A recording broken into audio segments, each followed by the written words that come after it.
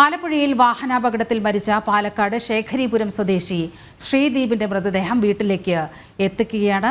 അരുൺ ചേരുന്നുണ്ട് വിവരങ്ങളുമായി. അരുൺ, അങ്ങേയറ്റം ദുഃഖസാന്ദ്രമായ ഒരു അന്തരീക്ഷം, ആകസ്മികമായ വിയോഗം, എങ്ങനെയാണ് വീട്ടിലെയും നാട്ടിലെയും ഒരു അവസ്ഥ?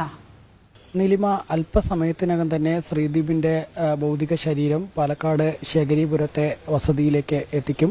ഏതായാലും ശ്രീദീപിനെ അവസാനമായി ഒരു നോക്ക് കാണുന്നതിന് വേണ്ടി ഒരുപാട് ആളുകളാണ് ശ്രീദീപിൻ്റെ വസതിയിൽ തടിച്ചുകൂടി നിൽക്കുന്നത്. ഏതായാലും ഇത്തരമൊരു അപകടം, ആകസ്മികമായിട്ടുണ്ടായ അപകടം ആളുകൾക്ക് ആർക്കും വിശ്വസിക്കാനാവാത്ത ഒരു സാഹചര്യമാണ് ഉള്ളത്. ഏതായാലും ആലപ്പുഴയിലെ ആ കളർകോട് വാഹനാപകടത്തിൽ മരിച്ച ശ്രീവത്സൻ പാലക്കാട് നഗരസഭ പരിധിയിൽപ്പെടുന്ന ശേഖരീപുരം ശ്രീവിഹാർ വീട്ടിലെ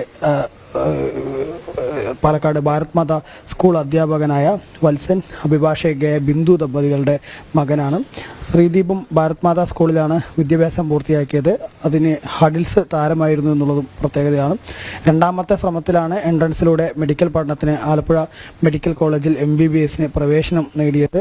ഏതായാലും ശ്രീദീപിൻ്റെ ഭൗതിക ശരീരം ഏതാനും നിമിഷങ്ങൾക്കകം തന്നെ ഈ ശേഖരീപുരത്തെ വീട്ടിലേക്ക് എത്തിക്കും. ഈ ഒറ്റ മോനാണ് ഈ വീട്ടിലെ എന്നുള്ളതാണ് എവർക്കും വലിയ ദുഃഖമുണ്ടാക്കുന്ന കാര്യം. കാരണം ഈ നേരത്തെ പറഞ്ഞ അധ്യാപകനായ വത്സൻ, അതുപോലെ തന്നെ അഭിഭാഷകയായ ബിന്ദു, ഈ ദമ്പതികളുടെ ഏക മകനാണ് ശ്രീദീപ്.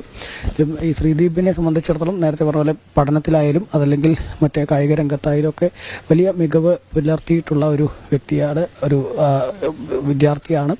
അത്തരമൊരു വിദ്യാർത്ഥി പഠന സംബന്ധമായി ആലപ്പുഴയിലേക്ക് എത്തുന്നു. ആലപ്പുഴയിൽ എൻട്രൻസിലൂടെ അവിടെ മെഡിക്കൽ കോളേജിൽ പ്രവേശനം ലഭിക്കുന്നു. തുടർന്ന് ആ പഠന സമയത്തെ ഇത്തരത്തിൽ നനച്ചിരിക്കാതെ ഉണ്ടായ ഒരു അപകടം, അത് നാട്ടുകാരെ സംബന്ധിച്ചിടത്തോളം ആണെങ്കിലും ബന്ധുക്കളെ സംബന്ധിച്ചിടത്തോളം ആണെങ്കിലും ഒക്കെ വിശ്വസിക്കാനാവാത്ത ഒരു സാഹചര്യം തന്നെയാണ് ഉള്ളത്. ഇപ്പോൾ ഈ ശേഖരീപുരത്തെ വീട്ടിലേക്ക് ഒരുപാട് ആളുകൾ, ബന്ധുക്കൾ ഒക്കെ എത്തിയിട്ടുണ്ട്. ഏതാനും നിമിഷങ്ങൾക്കകം തന്നെ ഈ ഭൗതിക ശരീരം വീട്ടിലേക്ക് എത്തിക്കും. അതിനുശേഷം ഒരു അരമണിക്കൂറിലേറെ സമയം വീട്ടിൽ പൊതുദർശനം ഉണ്ടാവുമെന്നാണ് നമുക്ക് അറിയാൻ കഴിയുന്നത്. അതിനുശേഷം ചന്ദ്രനഗറിലെ വൈദ്യുത ശ്മശാനത്തിലായിരിക്കും സംസ്കാര ചടങ്ങുകൾ നടക്കുക. നിലിമ.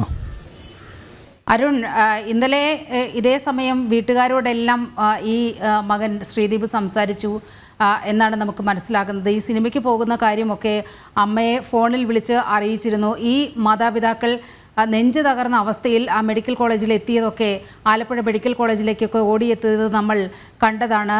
അവർ ഈ ദുഃഖം എങ്ങനെ സഹിക്കും? ഈ നാട്ടുകാർക്കും ബന്ധുക്കൾക്കുമൊക്കെ എങ്ങനെ ആശ്വസിപ്പിക്കാൻ കഴിയും? ആ വാക്കുകൾക്കൊക്കെ അതീതമാണ് അവിടുത്തെ ഒരു സാഹചര്യം. ശ്രീദീപിൻ്റെ അവസാന യാത്രയാണ് വീട്ടിലേക്ക് വരാൻ പോകുന്നത്. എവിടെ വരെ എത്തി? ഇപ്പോൾ തന്നെ ശ്രീദീപിൻ്റെ ചേതനയേറ്റ ശരീരം ആ വീട്ടിലേക്ക് അവസാനമായി എത്താൻ പോകുകയല്ലേ?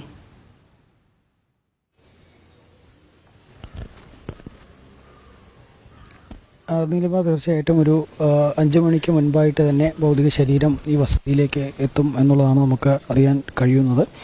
നേരത്തെ പറഞ്ഞതുപോലെ തന്നെ ശ്രീദീപ് ദിവസവും മാതാപിതാക്കളുമായി മറ്റൊക്കെ ഫോണിൽ സംസാരിക്കാറും ഒക്കെ ഉണ്ടായിരുന്നു. കഴിഞ്ഞ ദിവസവും, അതായത് ഇന്നലെയും സമാന രീതിയിൽ തന്നെയായിരുന്നു. വീട്ടുകാരുമായി ഫോണിൽ സംസാരിക്കുകയും മറ്റുമൊക്കെ ചെയ്തിരുന്നു. സിനിമയ്ക്ക് പോകുന്ന കാര്യം ഉൾപ്പെടെ പറഞ്ഞിരുന്നു. പക്ഷേ പിന്നീടാണ് ഇത്തരമൊരു അപകടം ഉണ്ടായത്.